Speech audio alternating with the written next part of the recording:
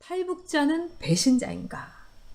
자, 그러니까 어제 오늘 이렇게 박지원이가 이렇게 좌표를 딱 찍어주니까 그 대깨문들이 또 발호를 하는 거예요. 그래서 대깨문들이, 요즘 대깨문들은 정말 대단합니다. 이 먹지도 않고 그 다음에 하루 종일 좌판 두드리고 있어요. 그렇기 때문에 제가 이거는 남녀 차별이 아니라 대깨문들은 정말 주부들이 많다, 이런 생각이 듭니다. 왜냐하면은 제가 이렇게, 저도 이제 방송 마치고 제가 이제 한가한 시간이 이제 오후 시까지거든요. 그러면 그때 제가 나훈아하고 조용필 씨하고 이렇게 비교를 해서 폴더 인사를 하는 조용필. 진짜 이 사람 가왕, 내가 부끄럽고 충격이다, 이렇게 했고, 그 다음에 나훈아에 대해서는 진짜 북한에 안 간 거, 그 다음에 우리 국민들을 진정으로 위로해 준 거, 이렇게 대비를 썼어요. 그랬더니 이 대깨문들이 조용필 씨 팬도 아니에요. 근데 뭐 저보고 조용필 씨한테 뭐 이 사과를 해라, 네가 조용필이 콘서트 가보기나 했냐, 폴더 인사한다. 저 조용필 씨 콘서트 꽤 가봤거든요. 왜냐하면 조용필 씨의 일본 진출을 도와준 이 홍상수 감독의 어머니인 전옥숙 씨가 조용필 씨의 데모입니다.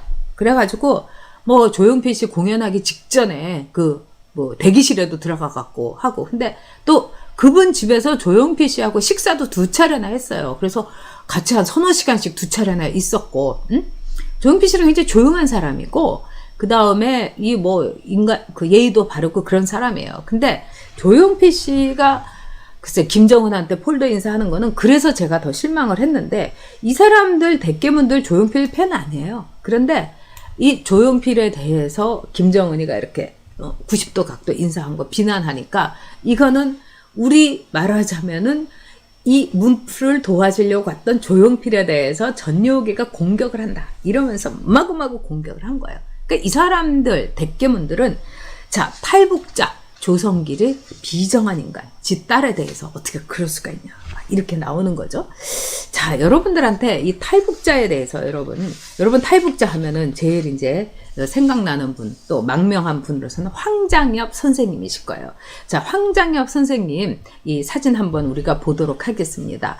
자, 이 황장엽 선생님은 제가 개인적으로도 여러 차례 만났습니다. 그래서 황장엽 선생님하고 얘기도 많이 했고요. 놀라운 분이에요, 굉장히. 그리고 이분은 대한민국을 아주 사랑하는 분이에요. 이분처럼 사진 아직 안 올라왔나요? 스텝님? 황장엽 선생님. 지금 올라왔네요. 예.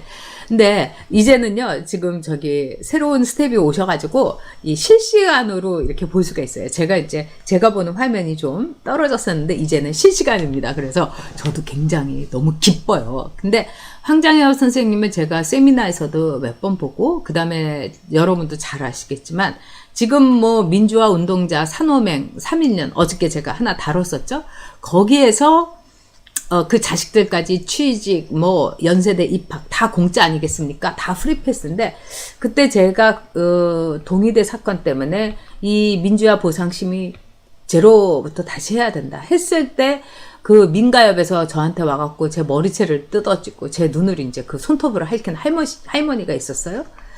근데 이제 그래서 제가 입원을 했었는데, 어느 날 이제 황장엽 선생님이 오셨어요, 저한테. 그때 정말 국무총리급의 경호인데 거의 저는 대통령급처럼 느껴졌어요.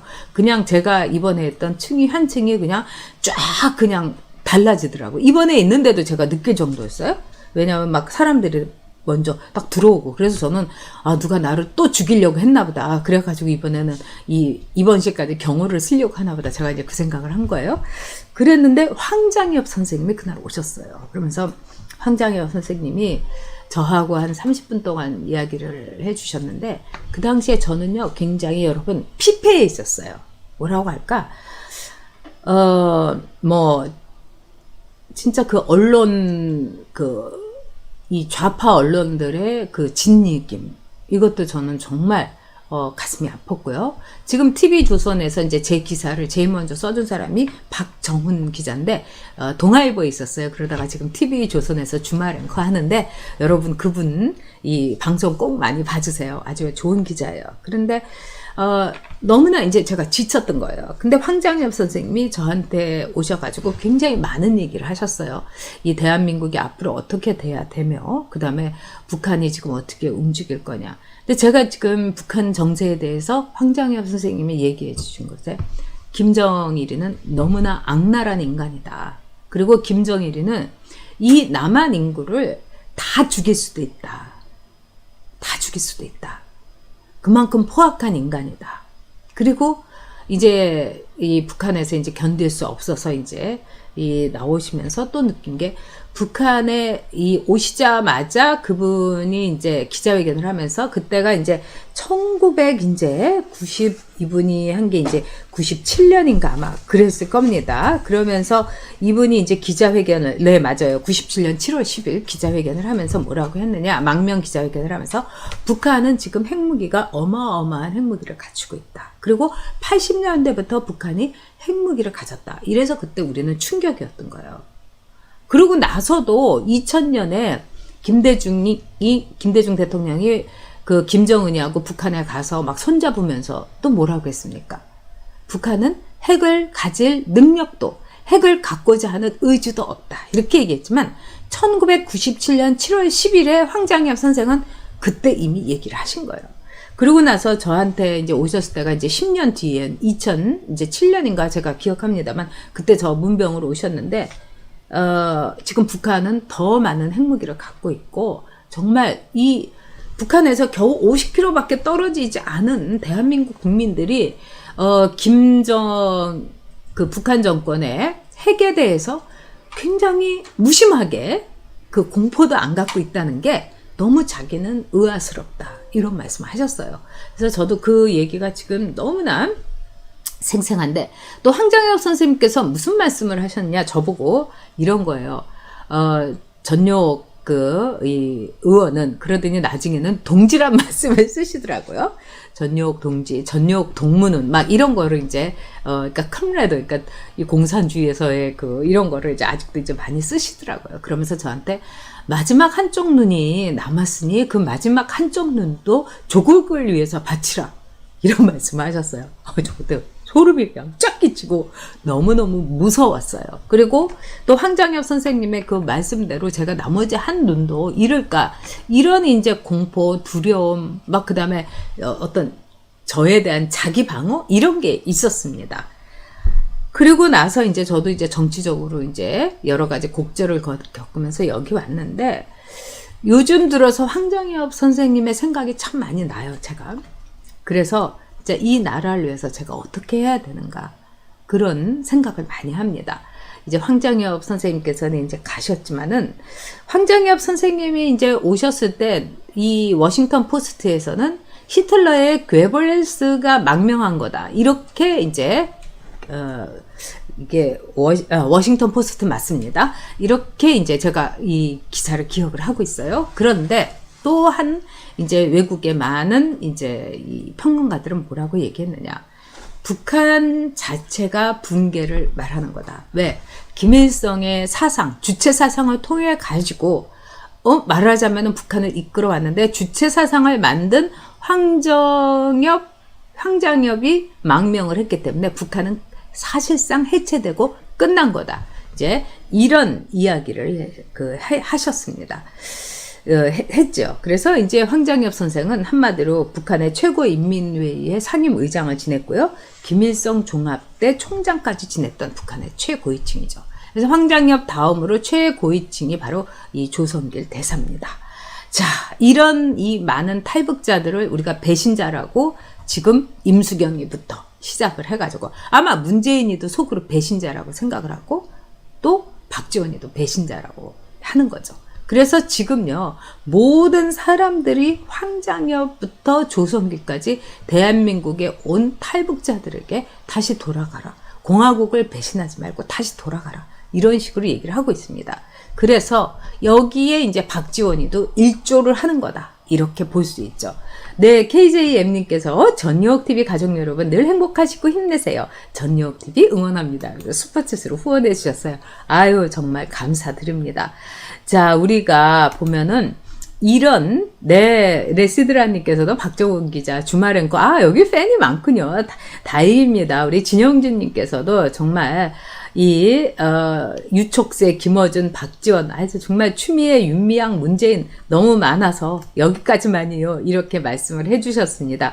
자, 우리 이은주님께서 악랄한 인간은 박지원을 비롯해서 문재인 정권, 집단 그 자체입니다. 네, 하루하느님 걱정하셨다고, 또 고생했다고 감사합니다. 근데 정말 저는 그래서 이 국회의원을 했던 8년 동안이 참 불행했었어요. 힘들고요. 네, 무서웠어요. 자, 우리, 성민님께서도, 네, 문재인 정말 기가 막히다 이렇게 해주셨는데, 자, 여기에서 이제 볼 때 지금 탈북자들에 대한 우리 정부가 얼마나 압력을 넣는가. 이건 이루 말할 수가 없겠죠. 황장엽 선생은 뭐 테러 위험이라든가 이런 것도 많이 받았고, 그 다음에 황장엽 선생을 MB 정권 때 현충원에다가 안장을 했어요. 그럴 때 이 종북 좌파들이 들고 나서 난리를 친 겁니다.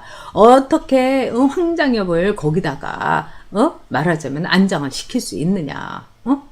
근데 지금은 쑥 들어갔죠. 그 얘기 못하죠. 근데 굉장히 그때 이제 이명박 대통령이 그렇게 얘기했습니다. 황장엽 선생은 진영을 떠나서 정말로 무엇이 이 대한민국의 최선인가를 고민하다가 마지막으로 목숨을 걸고 대한민국을 위해서 또 북한에 있는 동포들에게 이 정말 김정일 정권의 이 폭거를 알리기 위해서 북한을 나왔기 때문에 이분은 현충원에 안장할 이유도 있고 명분도 있다 이렇게 얘기했어요.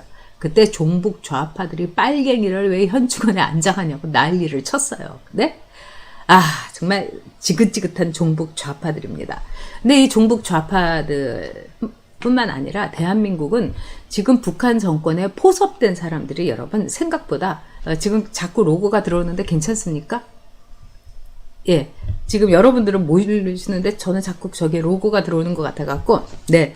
근데 지금 여러분들한테 몇 가지 이제 말씀드릴게. 지금 이제, 모 신문사, 우리나라에서도 이제, 그때 이제 막 남북 분위기 좋을 때 뭐 신문사, 언론인 사장들이 북한도 가고 그랬죠. 근데 그 당시에 굉장히 포섭이 아주 된 사람들이 있다는 거예요.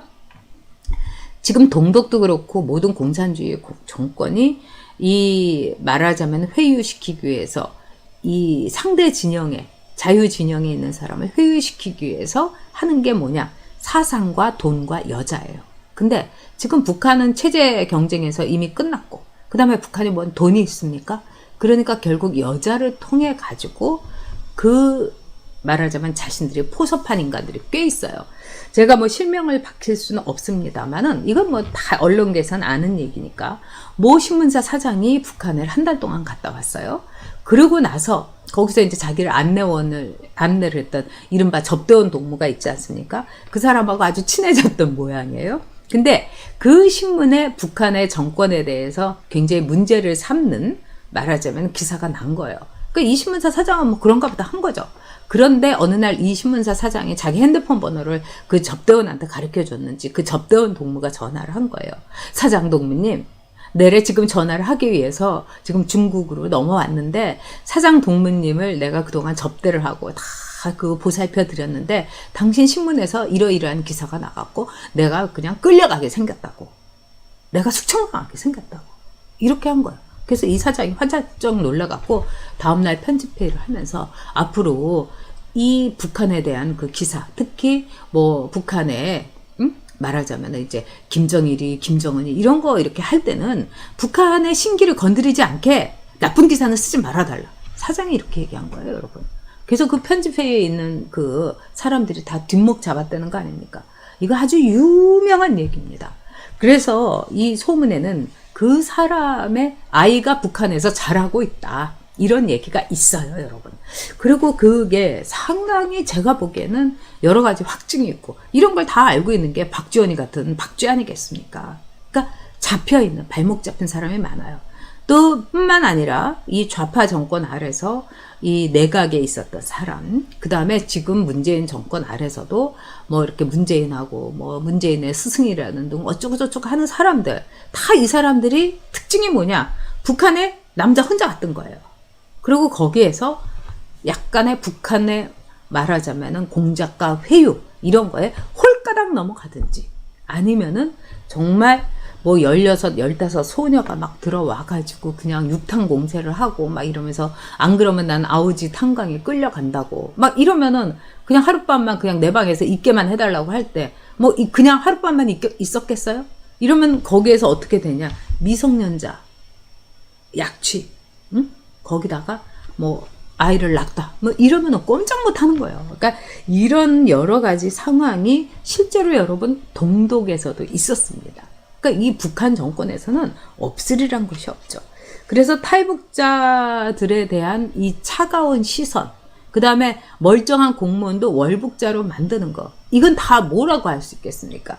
저는 이렇게 생각해요. 김정은이한테 바치는 조공이다.